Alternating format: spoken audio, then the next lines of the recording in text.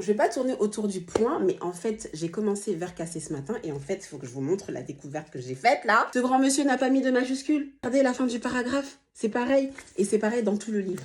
Vous vous imaginez, vous lisez un livre sans avoir de majuscule pour pouvoir respirer? Et c'est là que tu te rends compte qu'en fait, la ponctuation, c'est comme le café le matin. Quand tu l'as pas, ton esprit, il est un peu mélangé. Mais ce qu'il faut savoir, c'est que le monsieur, il a pas fait ça pour rien. C'est pas une lubie littéraire.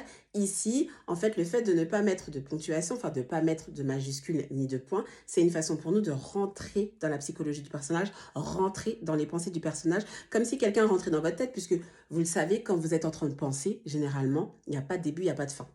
Je pense. Et c'est pas le seul à avoir tenté l'expérience, puisque peut-être que vous le savez, mais Leonora Miano a aussi fait la même chose et vous avez d'autres auteurs également. Donc du coup, voilà, j'ai choisi ce mois-ci de lire quelques-unes des œuvres de Alain Mabanckou parce que j'aime trop les couvertures de ses livres.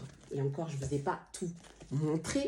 Donc, on va lire les romans, on va voir les obsessions, ses pensées, son style, parce que le monsieur là est stylé, s'il vous plaît. Et juste par curiosité, j'aimerais bien savoir si vous vous retrouvez devant un livre qui n'a pas de ponctuation, qu'est-ce que vous faites? Est-ce que vous lâchez l'affaire? Est-ce que vous continuez à lire le livre? Là, j'ai envie de vous dire, on parle juste du manque de ponctuation, et là, c'est que l'entrée, on n'a pas encore servi les alocos.